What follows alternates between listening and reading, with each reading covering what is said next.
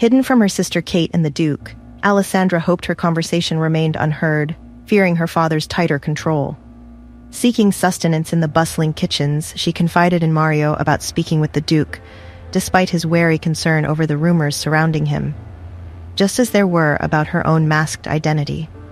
Offering Mario a chance to escape with her upon her departure, she then requested his help in secretly arranging transport with the fearful coachman for the next day, armed with a knife for protection. Will Mario successfully arrange Alessandra's secret departure? What are the true intentions of the Duke? And will Alessandra's past and her family's secrets continue to hold her captive, or will she finally grasp the freedom she yearns for? "What troubles you, miss?" Mario asked, noticing Alessandra lost in thought. "Nothing. I suppose I'm just contemplating life," she replied, taking the food and jug from him. She didn't want to keep him outside for too long. It was cold, and every time he helped her, he was putting his job at risk.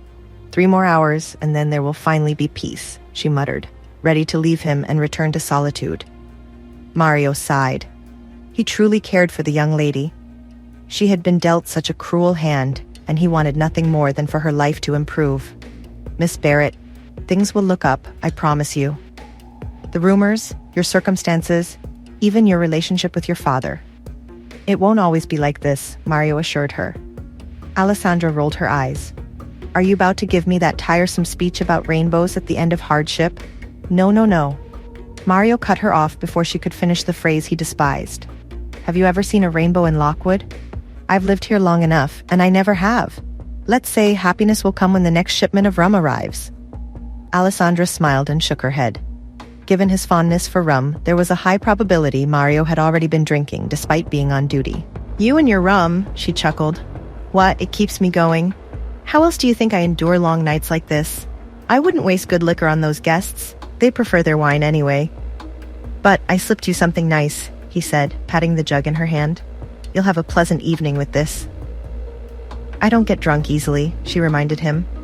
Thanks to his generosity over the years, she had discovered she had a high tolerance for spirits. "You don't need to be drunk to enjoy it, just savor it. Now go, before I get in trouble, and I'll see you tomorrow, all right?" Without waiting for her reply, Mario slipped back inside, already at risk for having left the kitchen once before. "All right," she murmured after him.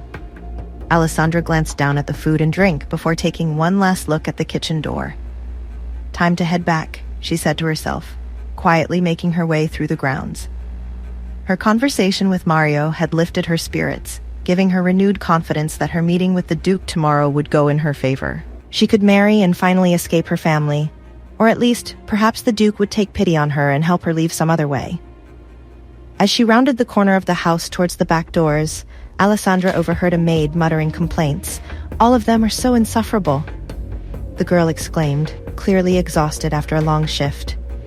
"If they don't like how I hold their drinks, they should fetch them themselves."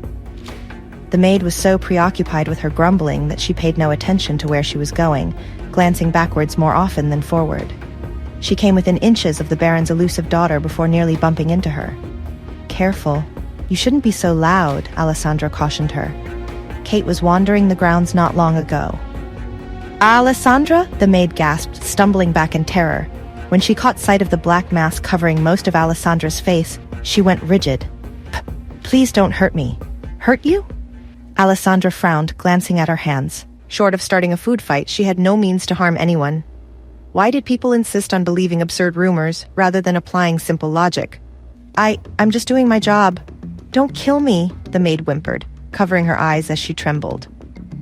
Had she chosen another route, she could have avoided this encounter altogether.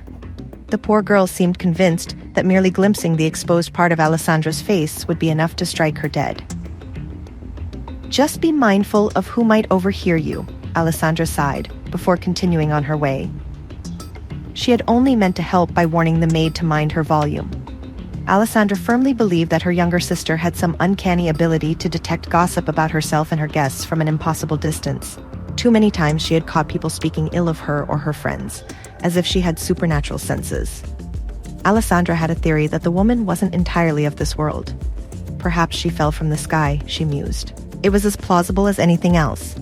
She and Kate were so different in every way. It was hard to believe they were truly related.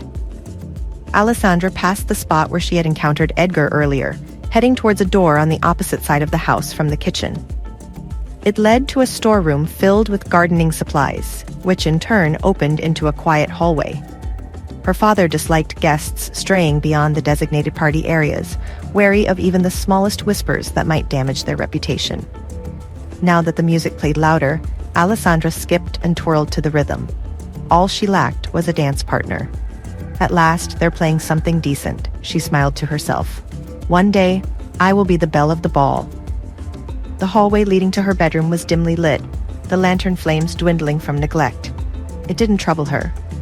She placed the jug on the floor so one hand would be free to open her door. She set the mask aside, listening to the faint strains of music drifting into her room.